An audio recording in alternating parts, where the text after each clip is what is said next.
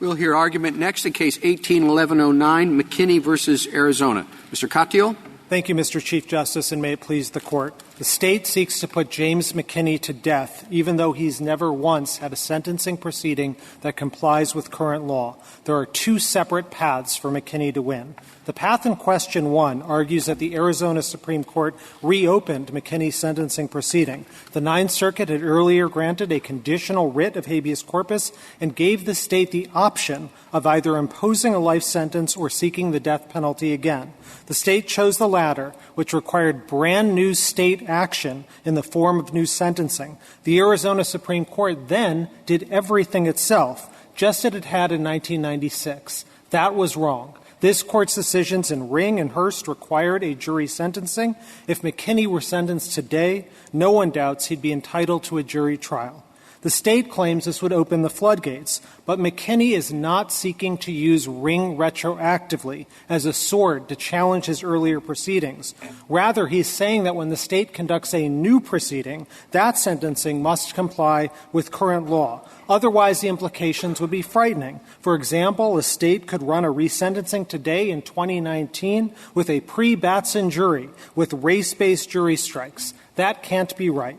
And the second path, set out in Question 2, is for this Court to simply say that the Eddings violation in this case requires a remand to the trial court for sentencing and that the appellate court was wrong to perform that delicate task itself. This breaks no new ground. Indeed, this Court has on 5 separate occasions since the 1982 Eddings decision ordered resentencing for Eddings violations. Both paths get McKinney to the same destination, but they are separate. Question 2 is limited to the small universe of Eddings violations and how to fix them, and Question 1, by contrast, is about when sentencing proceedings lose their finality and are reopened. Fine waiving the rest of my time. Well, what about Clemens? Because Clemens is a precedent of this Court that says that the appellate court can do reweighing. Is that still good law? So we're on Question 2, and Yes. and with respect to Question 2, Clemens is not an Eddings case at all. Clemens is a case about whether or not an aggravating circumstance can be subtracted from in a resentencing proceeding. That's a much easier case than right. what You say in your brief, erroneously including an invalid aggravating circumstance is fundamentally different from erroneously excluding a relevant mitigating circumstance. Why? I don't understand that. Because what the Arizona Supreme Court task had to deal with here was a full-blown reweighing of everything, mitigating and aggravating circumstances, whereas subtracting one element is very different. And indeed, we know this from Clemens itself, Justice Kavanaugh, because the very end of Clemens actually brackets this case. It says, in a circumstance in which the appellate court is asked for the first time to weigh and determine evidence, that's different. And what case do they cite there? They cite this Court's decision in Caldwell. And in Caldwell, there's language after language saying appellate courts are ill-suited to making these determinations about a defendant and whether mercy should be given. They want to see the defendant in That's person. a lot of the argument that Justice Blackmun raised in dissent in Clemens, of course, that the appellate court wasn't well-suited to do this, that this was really a mistake. Correct. And our point to you is twofold. Number one, you can just take Clemens as existing law. I do think my second point is it's undercut by Ring and Hurst, but just it may be existing law, but it's only existing law with respect to the subtraction of one aggravating circumstance. And Clemens itself, as I say, brackets this. And then the second thing is this Court, I think, has really changed the rules since Clemens because of Ring and Hurst. And we're not saying that Ring and Hurst overrule Clemens. That's not our position. But just that I don't think it should be extended any further than its facts. Mr. Katyal, let me give you the court below only reached your first issue, whether this was a new proceeding or not. It didn't reach the second. If it had, what does it have to do? Shouldn't we be remanding for that second question? You have presumed that it would have to do Ring, but my colleague, Justice Kavanaugh, has raised the question of why not. Shouldn't we be letting that be aired below? Shouldn't we just reach the first question and leave the second open and let it be completely aired? I mean, there is at least one Arizona case, Stiles, where the court following Clemens basically said it's only the appellate process that was at issue in the decision below, we can redo the appellate process without applying Ring and Hurst. I don't know if it would choose to do that again with new argument, but shouldn't we give it an opportunity to do that? Justice Sotomayor, I don't think you have to here. I mean, either way, whether you viewed question 2 or question 1, the result would be a jury trial because Arizona Well, that's law. your argument. I'm just saying, shouldn't we let the appellate court make that decision? Well, I think the appellate court here has pronounced on question 1 and said No, if we disavow it over that pronouncement. I take your argument, as I did in your brief, that finality is not up to the state court, or reopening finality is not up to the state court, that it's up to federal law. We have to define it for everybody. And if we told it to go through a new procedure, I don't know how that can't be a reopening. We told it, the only thing they say we said, and I take your argument, is broader than that, but assuming I accept their position that what they were told to do is to reopen the appellate process, then they were wrong. So, that's your argument, right? Absolutely. Justice Sotomayor. It was a new proceeding. So now shouldn't we remand it for them to decide what new law they apply, if any? If you want to rule for us on question 1, we're obviously not going to be opposed to that. I don't think you have to rule on question 1 and not reach question 2 because the Arizona Supreme Court here did make a decision on question 2. Indeed, there was a whole dispute between us about what should the Arizona Supreme Court do, and briefs were filed. There's Joint Appendix pages 385 to 89. You have the state's brief on this saying, do this in the Arizona Supreme Court. And what we said is, no, Eddings requires under Caldwell, Clemens, all of those cases, a resentencing. But they decided the question on a narrow ground that this was not a new procedure. If we disavow them that this was not a reopening, if we disavow their belief of that, then shouldn't we get an answer to the question they left open? I'm not sure that they left it open, Your Honor. What they did was arrogate to themselves the power to conduct this resentencing Well, at proceeding. what stage of the direct appeal was there an error, according to the Ninth Circuit? There was an error. If we're talking about there was an error both at the trial court and at the Arizona Supreme Court. But the Arizona Supreme Court conducted de novo review. Correct. Was it not? So wasn't the error identified by the Ninth Circuit an error committed by the Arizona Supreme Court? And more. So there's 4 answers here, Justice Alito. First, I know my friend has made this argument in the red brief at page 38 that this is the Arizona Supreme Court's error only. That's not the argument in the brief in opposition, and I'm not sure 15.2 allows them to make the argument when it wasn't in the brief in opposition. And that's particularly true here because they told you in this 2016 when they filed a cert petition from the Ninth Circuit at page 30, they said that the error was actually in the All right. trial Well, court. I mean, put aside these preservation issues, which we can sort out for ourselves. If the Arizona Supreme Court, in the decision on direct appeal, had made it clear, if it did not already, but assuming that the Ninth Circuit majority was right, if they had made it clear that they were taking into account the mitigation evidence, irrespective of whether there was a causal connection with the commission of the offense, would there have been an error? If there were no trial court error on Eddings, we wouldn't be here. Our position is not. All right. Let's assume there was a trial court error, but the Ninth Circuit said we're conducting de novo review, and we're going to do it the right way, and we take the mitigation evidence into account in the way that Eddings requires us to do. And I don't think this Court's precedents allow the appellate court to fix the trial court error. Decisions like Caldwell say that that's a decision for the sentencer at the trial court where they can see the defendant, confront the witnesses, and in cases like Arizona, there's a double circuit breaker function served by the scheme because they have to win both no death sentence, they have to win a death sentence both at the trial court and at the Arizona Supreme Court. And what they're seeking to do here is fuse that into one thing. Just as long as it can be fixed on appeal, that's enough. And what decisions like Caldwell say is, for juries, for Eddings errors, you need to have a trial court consideration of that. maybe I must have the facts wrong, but maybe. But look, the trial court says a long time ago, there are two aggravating factors, A and B. And then it looks at the mitigation. And the mitigation is he had a terrible childhood, and the trial court says, that only counts if it's causally connected. That's a mistake. Mm-hmm. Then it goes to Arizona Supreme Court. And they say the same thing. They say 1 and 2 aggravating. And now we independently say this causal thing. Yeah. You're wrong about the causal, says the Ninth Circuit. Back to the Supreme Court. Supreme Court says we will redo our reweighing. We will now not use causal.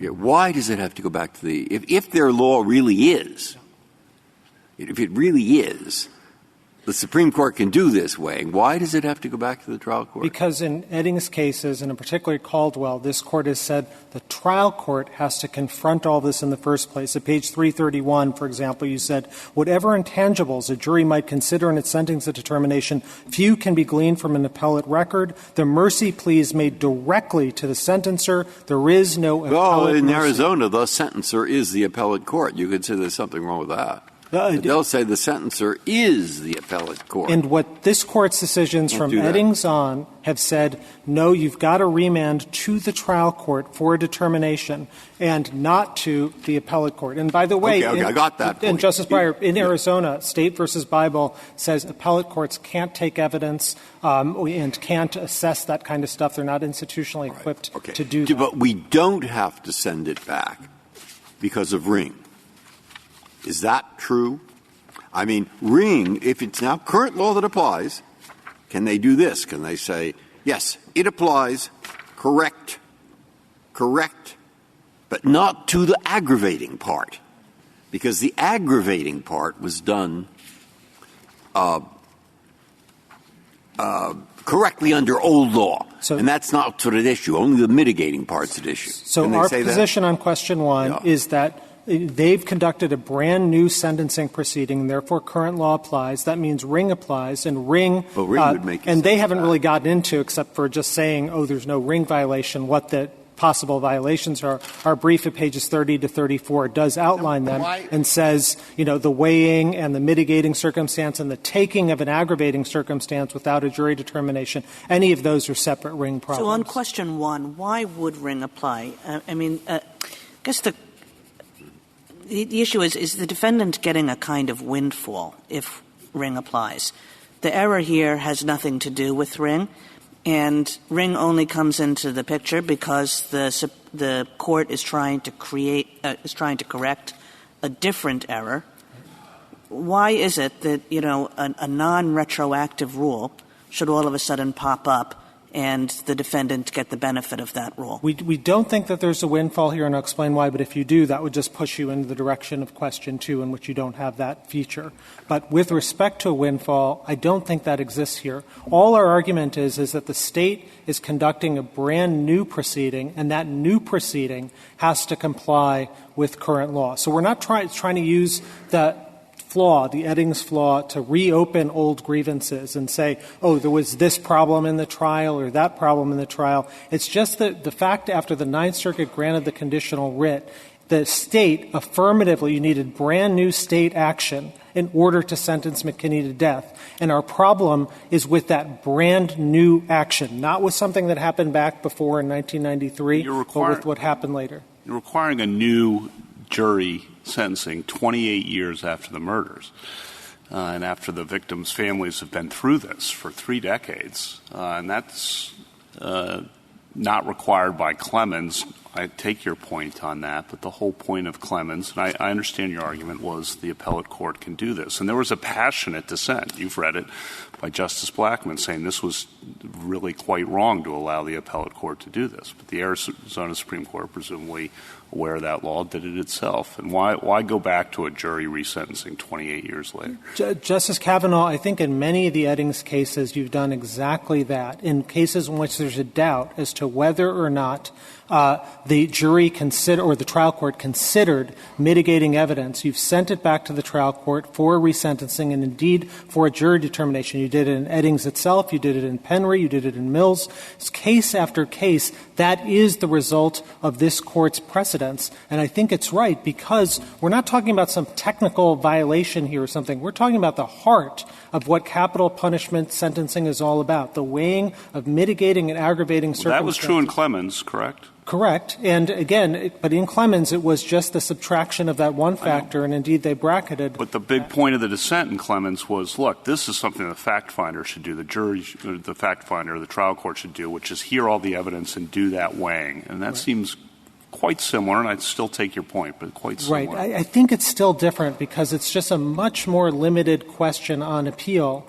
in that circumstance. Here, you are asking, and this Arizona has a de novo, brand new, full reweighing procedure. You're asking them in that circumstance to decide something that a jury has never seen or a trial court's never seen.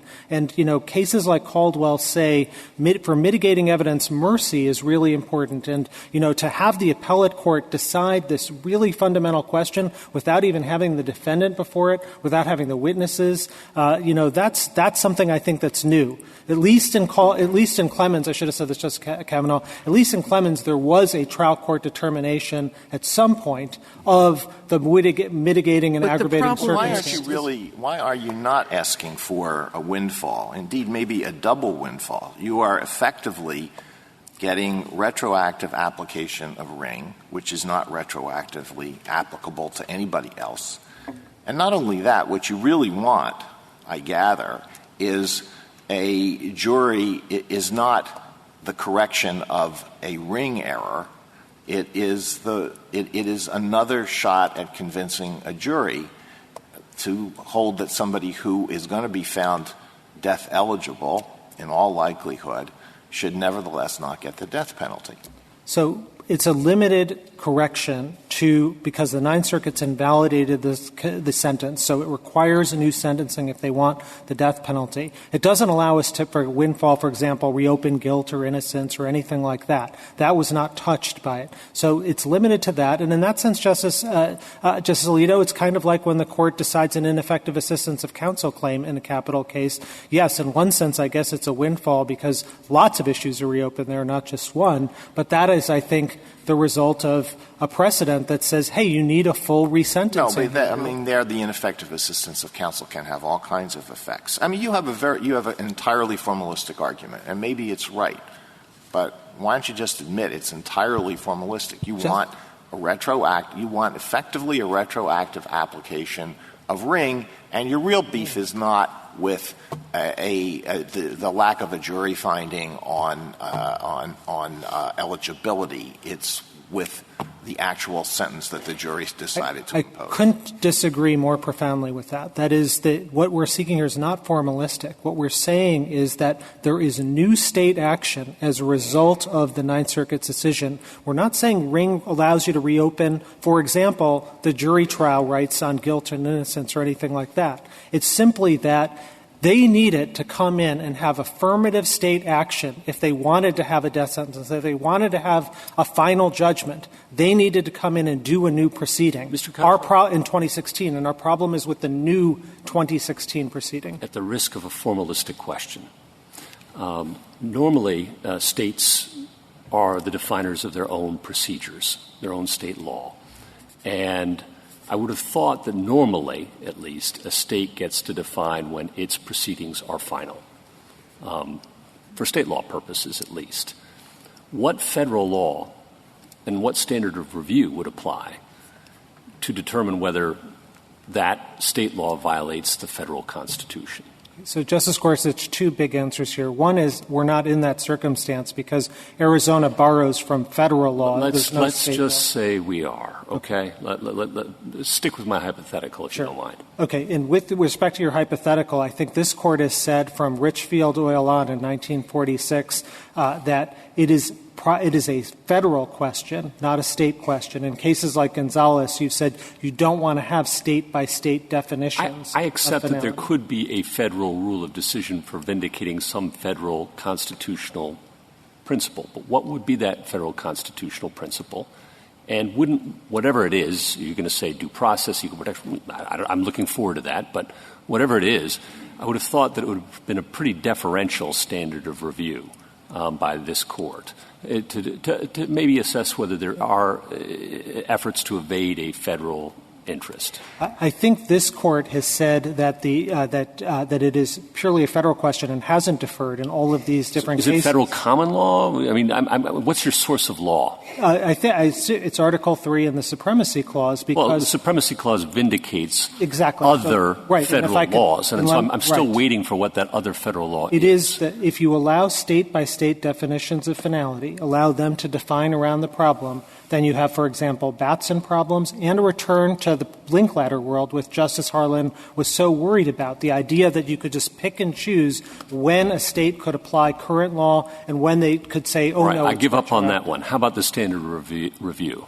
So we don't have a beef really with the standard review. I don't think this Court has ever given any deference, but even if you were to give deference in this case, you'd be giving deference to actually a state using a federal definition, because they never cite the Arizona Supreme Court when they say well, they say it's an independent procedure and that's different in citing, Arizona, and it's a kind of an unusual procedure. Yeah, no. They cite, Justice Gorsuch, this Court's decision in Griffith and federal law entirely through and through. There is no cite to anything in Arizona, Michigan versus Just Long. Suppose I disagree with you on that for a moment. You still want to win, right? So what standard of review would you have this Court apply in these circumstances? Well, something we would stronger say, than rational basis review? We would say that that there is no reason for it to be deferential because you are talking about federal constitutional commands. So you would just apply, a de novo standard. But even if you wanted deferential, rational basis, right, whatever it is, here this is met. Here they are having a brand new sentencing proceeding, the heart of what capital sentencing is all about. Mr. Katyal, a lot of your argument you've talked about ineffective assistance examples, Batson examples, but not every violation of federal law cuts across the entire proceeding as ineffective assistance or Batson. Correct. Do you have a line to draw between those that do and those that don't? Our line, Mr. Chief Justice, is if the new proceeding violates current law in that circumstance and in that circumstance only, is there a argument limited to that? So there's no difference between sort of a surgical mistake that could be corrected and an entirely comprehensive mistake that infects the whole proceeding. No, even that's a separate kind of safeguard against their open the floodgates argument, because as Justice Sotomayor, when she was on the Second Circuit, said in Burrell, and many other courts like the Florida Supreme Court have said, if it's just a technical correction, if it's ministerial, then you're not reopening the final judgment. We absolutely agree with that. This is the polar opposite. Well, somewhere between ministerial and entirely comprehensive, there are things that are discrete and focused, yes, that suggest that the new proceeding, to give you the benefit of that, is not one that can't be is one that can be cured relatively easily. Right. And our point, the line is, and this is what Burrell and other cases say, if the new proceeding requires an exercise of discretion, then current law applies to that new proceeding. And yes, I agree with, that there can be difficult cases in the middle, but this is the outlier. This is a brand new, full-blown, 100% redo of what happened in 1996. So the part of Clemens that you say may still be good law, suppose that the appellate reweighing occurred not on direct review but on state habeas in the state Supreme Court. Is that a possibility in your view? So we don't think anything turns on the label state habeas or direct review or anything. It's fundamentally a substantive question, what's going on. And could they do that, though, the Clemens reweighing in the state habeas proceeding? If they did the same thing here but called it collateral or habeas, it would make no difference whatsoever. So I think your answer is no, they couldn't do that. It's ultimately a substantive. Why not? Why can't a state do it in that fashion? Because then you'd give the state the power to relabel something collateral and evade Batson and things like that, and that's a return to Linklater and allowing different and disuniformity between cases. And that's fundamentally what I think this Court's finality jurisprudence and Jimenez is all about trying to avoid. Thank you, counsel.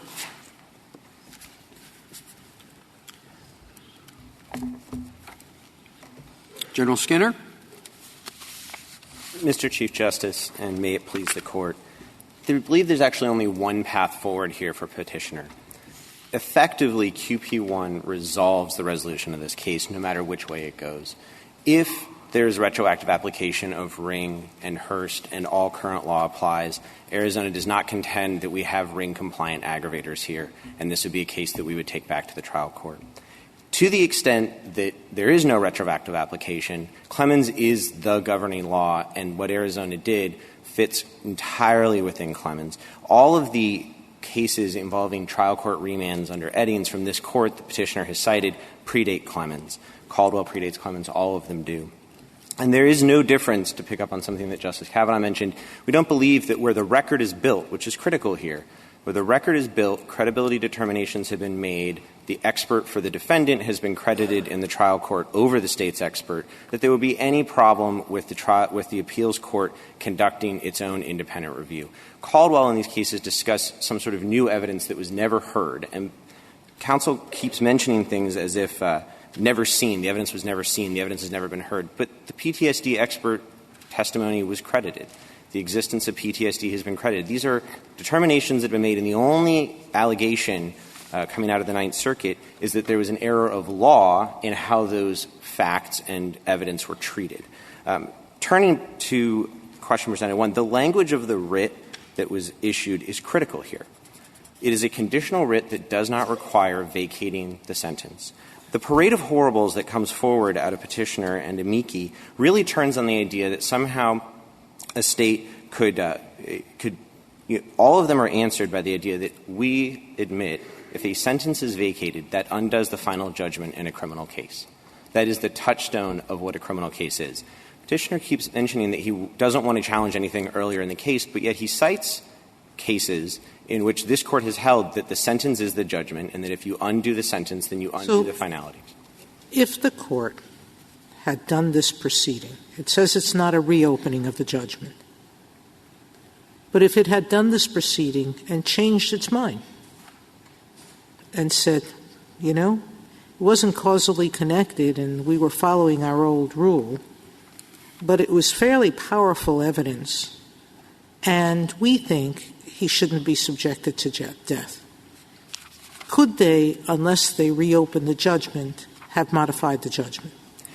They can modify the judgment in the same manner that a 2255 court can modify a judgment, which, even in... How? You have to open it to modify it, don't you? You have to undo it to change it. I've never heard of changing a judgment by not undoing it first. There are petitioner cites, for example, the Burrell case out of the Second Circuit, and that's an example where this Court has recognized that even in the context of a direct appeal, where you are making a change and it's the only change that can be made, and here there's only 2 sentences available, we believe that if the Arizona Supreme Court had decided that the mitigation was sufficiently substantial... But it used a well-known exception in the law, a ministerial exception, and defined ministerial as being, since I wrote it, I know what I said, it defined ministerial as being with no discretion. You enter the wrong date, or you accidentally enter the wrong amount. If you had no choice but to enter X as opposed to Y, that's ministerial. But I've never heard of changing a judgment that's substantive unless you've reopened the proceeding. The 2255 context has cases that discuss the 2255 court is tasked with correcting a sentence and may well correct a sentence in connection with the collateral proceeding. But that supersedes the old one, right? We agree that it would supersede. I don't know that. So let's go to the ultimate question. If something can be modified, if a judgment can be modified, it seems like more than semantics to say I didn't reopen it for reconsideration. Can't reconsider what I want to change. That standard would change 2255 proceedings into direct proceedings for purposes of retroactivity. And a 2255 proceeding, a sentence can be modified. And yet this Court has been very clear that a 2255 proceeding doesn't include application of current law. It is retroactive rules aren't applicable. So this is an aspect that requires balancing the technical and the reality, but it is pretty clear that in charting a modern retroactivity. Could you go to my other question? It'll be my last with you. Assuming that we say that this was a reopening of the appellate procedure, do you lose automatically? To the extent that this is a reopening of the direct appeal, direct appeal, then we would be back on direct appeal and the Court would be overturning the State's conclusion about the nature of the proceedings, but that would place us into the realm of what this Court discussed potentially in Jimenez. But that would require looking past what the State has said about its own proceedings and even, as this Court has said in cases like Wall, the entire definition of what is collateral is a judicial reexamination of something. But General Skinner, the Ninth Circuit found that the Arizona Supreme Court erred on direct review of the trial court judgment. If they made an error on direct review, how can that error be cured without reopening the direct review? And they said you did the direct review wrong, do the direct review over. I think that one of the Justice Hurwitz, who said it was a do-over. It was a do-over of direct review. There was nothing collateral about it. There was an error on direct review, so we sent it back for a new direct review. Two examples that come to mind, Justice Ginsburg, of where a collateral proceeding can resolve a constitutional violation. Here, for example, to the extent that the Ninth Circuit in Bank engaged in harmless error analysis as to the Eddings error, we recognize that they did not hold it to be harmless. But to the extent that they did that, if they had reached the opposite conclusion, that is a resolution, it's an identification of a constitutional violation, and a resolution of that violation in an entirely collateral proceeding.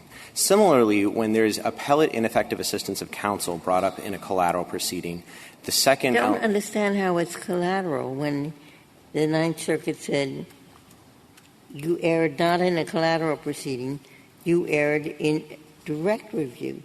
So do direct review over. So they didn't say do direct review over, but my point was that the Ninth Circuit in engaging in harmless error analysis is itself attempting to resolve a constitutional violation in a collateral proceeding.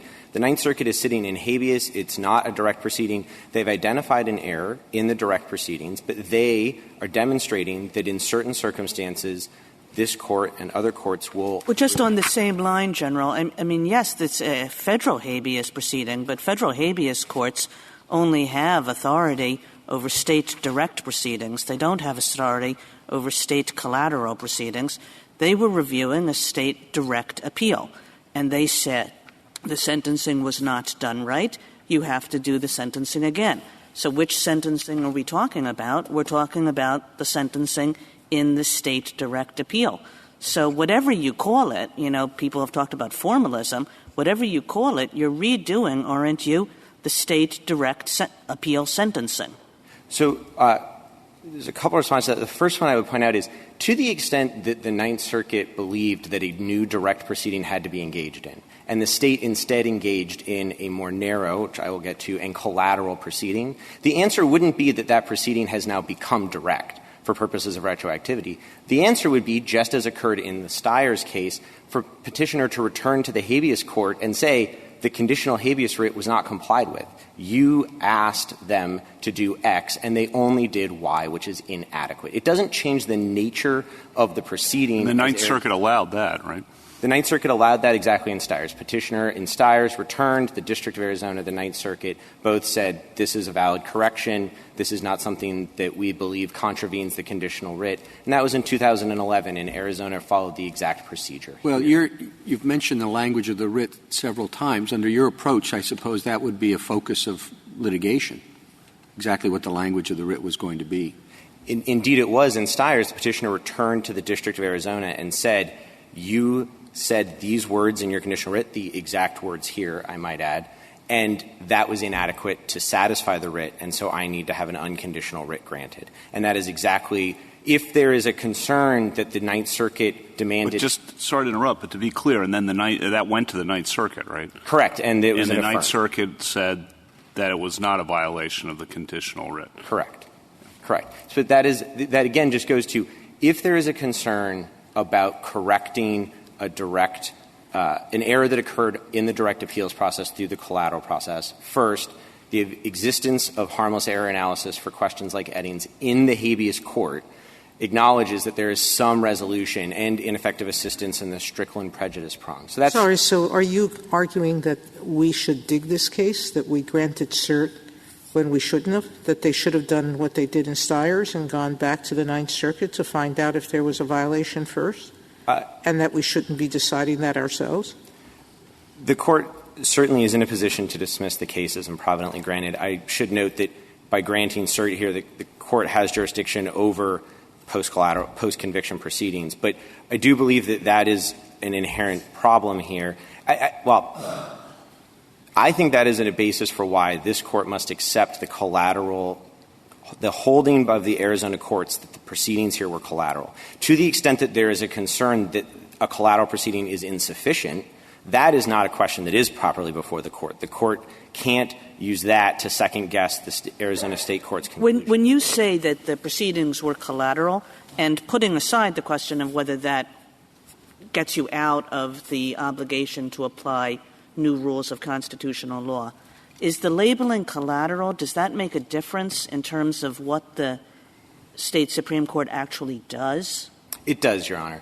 There are two chief categories of differences. First, as to the aggravation and mitigation analysis itself, the collateral second independent review is very different. In the first independent review, the Arizona Supreme Court engages in a searching analysis as to the basis of the aggravators and the mitigators. That leads, for example, in the Stiers case and in the consolidated opinion here for the Headland. I think you're answering a question I didn't ask. Assume that this had gone back to the State appeals court on direct review. In other words, it had gone up. The Ninth Circuit said that there was a mistake. The appeals court says, okay, we have to correct our mistake. Would it look any different if you labeled it direct as opposed to collateral? I think I'm trying to get at that, which is on direct, the court would look through and has in multiple cases in the Stiers case, in the consolidated opinion here, will reject an aggravator and will go through and make differences in terms of what is the aggravation and mitigation coming out of the trial court. But on the second time around, it's been very clear in Stiers and in the Headland opinion in here, there is no revisiting of the aggravation and mitigation. And I'll point out that here — But I guess I'm asking you to do it the second time around both ways. In other words, it's gone up. The Ninth Circuit has said it's an error. One way, the Ninth Circuit has said you have to reopen the direct proceedings. On that reopening the direct proceedings after the finding of error, would you go through the entire analysis all over again, or would you just make the correction in the exact same way that you made it in the collateral proceedings? We don't have an example of that. All I can tell you is that when independent review is done in the context of direct, there's a searching analysis, aggravators will be rejected, and in the three cases in which a collateral independent review has been used, the Court has been clear that they will not revisit aggravators and mitigators even when they are challenged. Here, petitioner challenged the existing aggravators, and the Court said we're not going there. I guess the intent of my question is to suggest that the correction, the analysis by which you say, okay, we have to correct the error, and now that we correct the error, we have to decide whether that does or does not mean that we need to change the sentence, that you just have to do that either way. And the label is not what makes the difference, that you're essentially redoing what the State Supreme Court did on direct with the error corrected. I'm trying to get at the idea that in a first direct independent review, there is much more done. I know, but the question is not the first one. The question is what happens after the Ninth Circuit says go correct the error, okay? And if all you're doing in this supposedly collateral review is correcting the error, as any other state Supreme Court would do when they're told to go correct their mistake on in the direct appeal, then the fact that you label it collateral does not seem to make all that much of a difference. If the court were to engage in the type of specific correction that occurred here, and they said that it was really indirect, it's possible they would do that. I do think that based on past practice, if the Arizona Supreme Court believes that they are engaging in a full, direct, independent review as they would the first time around, then they will go in a far more searching analysis. They will address arguments that weren't even raised. In the Headland companion case here in the consolidated opinion, an aggravator was struck for not even the reason that that defendant had identified. It's possible that they could just go back and say, we're going to do a narrow correction, but we're going to do it in the direct context. We've never seen that, and I don't know that that's necessarily how they would approach it. They would view it as redoing from start to finish the independent review with all of the steps, including going to the aggravators. Can I ask, I think maybe the same question, but if this had come up to this court on direct, we'd said what the Ninth Circuit said, Eddings error, and sent it back to the Arizona Supreme Court, would that remand proceeding at the Arizona Supreme Court have looked different, I think, from the collateral proceeding that occurred here? I think that's getting at the question. Yeah, and this is the same answer. It's a hard one. I think it's the same answer. We believe the state's position would be that would require a full-blown independent review of all the steps. But why would that be? I mean, usually when we say go correct your error, we just mean go correct that error. We don't mean you have to do everything else. I think it partly stems from the idea that there would have never been it's possible that they would have done a more narrow analysis, but just because of how many steps Arizona has put in place as safeguards in the death penalty context, in an independent review the first time around will address issues not even raised. If a counsel stands up and says there are no sentencing issues, there will still be an analysis. I just suspect that's what they would do because there would have been no finality. If it comes up on direct and this court finds an error and it goes back down, I think they would have felt very much like there was no finality that needed to be deferred to. There was no aspect of the case that would have counseled toward a more narrow aspect of correcting the error. Here, when it's returned 20 years later, it's different. I'm still back at Clemens, trying to figure this out. As I see it, I'm imagining we have two scale pans, all right? And over here in the A pan are a whole bunch of aggravators. And over here in the B pan are a whole bunch of mitigators. And now it is the law in Arizona, imagine, that this weighing can take place in the Supreme Court of Arizona, period. Okay? Suppose that's the law. It's all fine. But they make a mistake about the B pan. There's some mistake which is found out later. So it's sent back to them. And you say, well, they can do the weighing anyway under Arizona law. That's it. They just have to redo it. But wait. In the meantime, a new constitutional principle has been announced. And the new one is, when you see what's in the A pan, that has to be found with a lawyer present. You see what's in the B pan? A lawyer has to be present. And lo and behold, this person had no lawyer at sentencing. Wouldn't it be obvious in that case that you can't do the weighing in the Supreme Court of Arizona without sending it back for a hearing where there's a lawyer? You see where I'm going? I see where it begins with the question of whether the new rule that's announced applies. If we have not disputed... Yeah, the new rule that is announced is that the A pan factors and the B pan factors have to be found with a lawyer present. All right.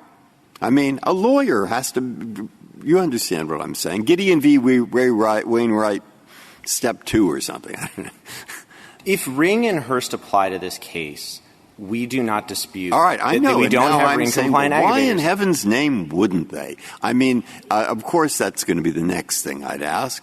But if I take your view that they don't apply, it sounds as if, well, I'm trying to make it as basic as I can. Hey, you have to have a lawyer. And by the way, when you do that reweighing, you're going to reweigh factors that were found without a lawyer. And I think it's obvious you couldn't do that. And if it's obvious you couldn't do that, Ring says about the same thing in Hearst. It doesn't say you have to have a lawyer present, but it does say a jury has to find those bits that are there in the A-pan. And you see, that's that. And I want you don't want me to reason that way. And so I want you to tell me why not. A critical component here is the idea of what the Ninth Circuit identified, what the Ninth Circuit asked Arizona to do. Arizona followed from a conditional habeas writ that did not require vacating the sentence, that allowed the sentence to stand, engaged in new proceedings exactly as were done in Stiers, and were found to be acceptable by the federal courts at the District of Arizona and the Ninth Circuit. And here, when the Arizona Supreme Court says that the error correction process we're engaging in is collateral in nature, the court here, federal courts, don't get to second-guess that. There may be consequences from that. True if it's Gideon v. Wainwright. There may be there is an exception to the I suppose it depends on the underlying determination whether those new rules are retroactive or not. Yeah. In the one circumstance, you would be evading the rule against your friend would be evading the rule against retroactivity, and in the other situation, I assume the state would not. Going back to the Gideon versus Wainwright example, there is an exception to the modern retroactivity framework for certain rules that may be so essential. And setting that aside, there may be consequences from the state of Arizona, the Arizona Supreme Court labeling the procedures collateral. Yeah. It may be that is insufficient to satisfy the court that granted the habeas writ. All right, so that's why look, I'm getting this much better. I mean, I thought the Gideon v. Wainwright example, I thought distinguishes Clemens, because Clemens, there was no intervening rule that said the things in the two pans had to be found in a certain way. But there is here. But maybe this new thing doesn't apply in collateral. I think that's 100%. So that's why. I mean, going to Ring is not retroactive. If we are in a collateral proceeding, which we are, then it doesn't apply. Just like it doesn't apply in a 2255. There may be other issues that arise from us using a collateral proceeding. Mm-hmm. That any of those issues are properly before other courts, and don't allow this court to second guess the nature of Arizona's proceeding. I guess, General Skinner, the real question that Justice Breyer is asking is, call it reopening, call it redoing, call it whatever you want, but you're correcting what happened on direct appeal, and you're doing it now. You have to do it now, and now we know that Ring would apply, and it's a little bit strange to have a new proceeding where a rule that's been around for 20 years is not being applied. Going back to the harmless error, had the Ninth Circuit remanded to the Arizona Supreme Court for harmless error analysis, it is not obvious to me at all that would be an inadequate resolution of a non-structural constitutional violation, and that you couldn't engage in a collateral harmless error analysis and thereby correct the problem. It is, again, this goes... Well, possible, but maybe the reason that you're going to the harmless error case instead of your own case is that in your own case, the error had to do with the fundamental question of sentencing, which is weighing the aggravating and mitigating circumstances and coming up with the right sentence.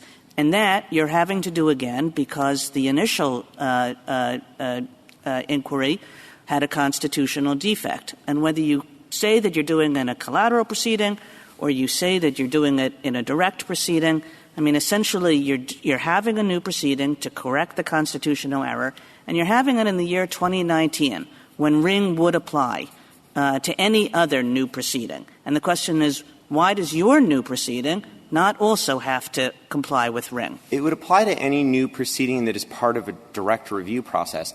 To the extent that there was a third, fourth, fifth state post-conviction motion, to the extent that there is a long pending, as this occurred here, many years in the District of Arizona and the Ninth Circuit, collateral proceeding, Ring wouldn't apply to any reanalysis or reexamination. Yes, but it's a reanalysis of an analysis that was done in the direct proceeding. So it's a redo of the direct proceeding. Whatever you want to call that, it's a redo of the direct proceeding. As this Court noted in Wall, any collateral proceeding is going to invariably entail a reexamination of something that occurred in a direct proceeding. On the harm – we'll keep going. I'm sorry. So I think crucially here, our position is once a case is final on direct review, as this was 23 years ago, the touchstone for how you would undo that finality is to vacate the sentence. The Ninth Circuit and the District of Arizona knew exactly how to tell us that we had to vacate the sentence. On the harmless error point, to pick up on Justice Kagan's question, I think you were saying that harmless error could have been done by the Ninth Circuit on habeas, and so too a state habeas court could do the harmless error analysis. Is that correct so far? Yes. Okay. And then I think Justice Kagan's point gets at the question of is this different in essence in some fundamental way from harmless error analysis? I think your answer is no, and if that's true, can you explain that? I think it is different to the extent that we are providing additional process to the defendant, and in particular, but I think as a matter of type, to the extent that it's very similar, I think, is what you're arguing. Yes. As a type, it is very similar, but I would never say that what we did was... In Clemens, they're analyzed back-to-back. Yes. Both options were left open by the Court as available paths for appellate correction of trial court error in Clemens. And we believe... May I ask you a question about the error was in saying we won't count this mitigator because there was no causal connection. And then the Arizona Supreme Court says the causal connection still counts.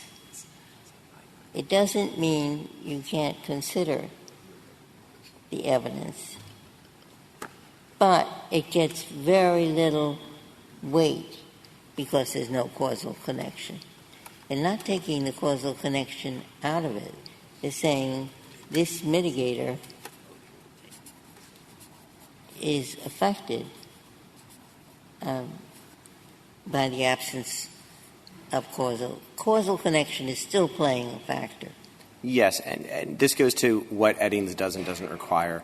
Eddings specifically says that minimal weight or low weight can be given, that the Court was not saying how much weight needed to be given, but that something must be considered, and that we believe is entirely satisfied by the second independent review here.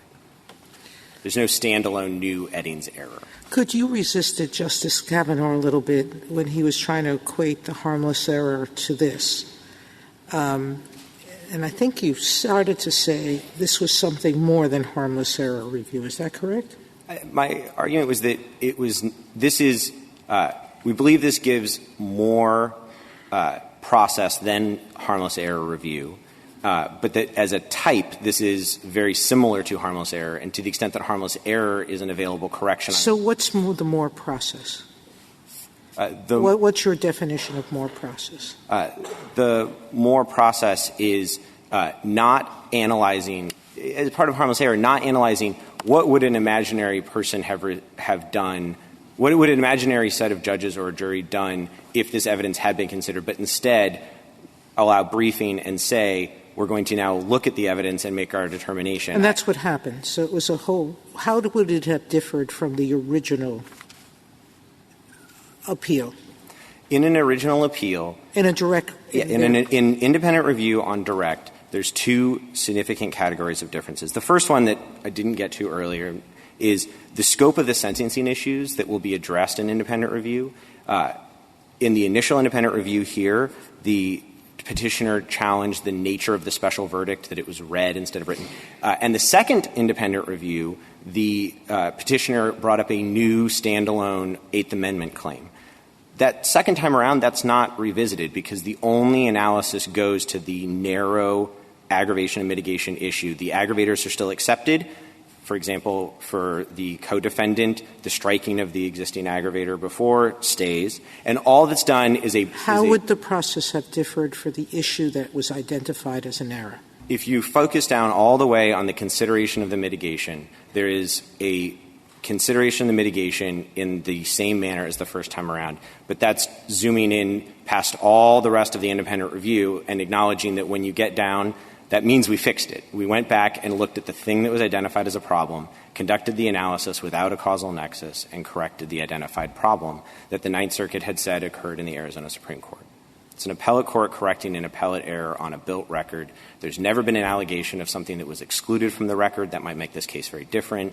And this is, we think, a straightforward application of Clemens, and that this entire case is driven by question presented 1. And I would point out that Petitioner has offered no grounding principle for what would replace direct versus collateral as the measure for retroactivity if this court were to upend modern retroactivity. He has cited the phrase, anytime something is again subject to modification. But I don't think that's a fair statement of the Court's opinion in Jimenez, but more importantly, it would turn any 2255 proceeding in which a sentence was again at risk could again be corrected or vacated into a direct proceeding for retroactivity purposes. Thank you, counsel. 5 minutes, Mr. Katyal. Thank you. I'd like to begin with Clemens, which, of course, is only about question 2. It doesn't answer question 1 for reasons Justice Sotomayor said. So 4 things about Clemens. Number 1, it's a very limited decision. It's the subtraction of one aggravating factor, as I was saying to Justice Kavanaugh.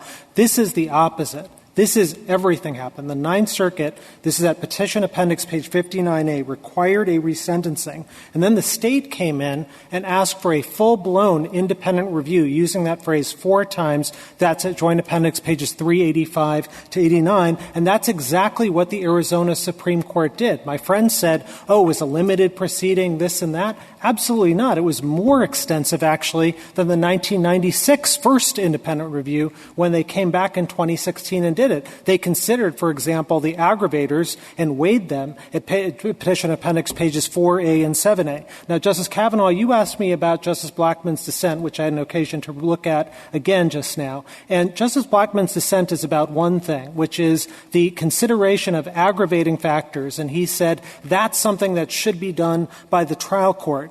And, you know, whether he was right or wrong about that, that was only about aggravating factors. Our point to you, and all of the decisions are about the consideration at the trial court of mitigating circumstances. So, for example, Mills at page 375 says, quote, because the sentencer's failure to consider all of the mitigating evidence risks erroneous imposition of the death sentence, it's our duty to remand for resentencing. And there's case after case about that. Why is an aggravating circumstance different than a mitigating one? Because mitigating ones go to mercy, in which this court in Caldwell has said that's the thing in which you need the jury to see, or at least the trial court, to see up front and personal as opposed to on a cold record. And that's why we don't think, you know, you should extend Clemens, particularly given this court's decisions in Ring and Hurst and Haymond, all of which suggest that really juries have a fundamental role here. Now, with respect to question 1, our point to you is that resentencing was required by the Ninth Circuit. They got a full-blown resentencing. We're not challenging. He has some argument about a dig. We're not that wasn't in the briefs in opposition or below. We're not challenging the Ninth Circuit's determination. We're challenging the Arizona Supreme Court's decision here to not comply with the law of this court, Eddings and Jimenez, which reopened the conviction. Now, if you accept their view, you're going to basically license a state to slap the label of collateral review on and allow them to conduct new sentencing proceedings that will evade Batson, that will undermine everything that Justice Harlan tried to do when he tried to overruled Linklater. And they'll be able to pick cases and say, oh, this time it won't be final, that time it will. That's a very dangerous thing. I agree there are difficult cases, and my friend ended with this. There'll be some difficult cases in the middle. But this is not that. Eddings is the heart of what capital sentencing is about. And so if you allow a reweighing for the first time on an appellate court when there's never been one in the trial court, you're basically doing everything at that second stage. And that, I think, is profoundly against what this Court's precedents are. He's right to say Jimenez doesn't directly control this case. That's not our argument. Our argument is Jimenez states a truism that when a case is final, as it was in 1996 when the Court ruled, it can be reopened by voluntary action by the State. And here, that action happened. The State reopened and set the clock back to 1996, and you see, when you look at and compare side by side the 2018 opinion to the 1996 one, there's actually more extensive analysis. It's the opposite of harmless error review and the stuff he was talking about in his remarks. Are there any questions? Thank you, counsel. The case is submitted.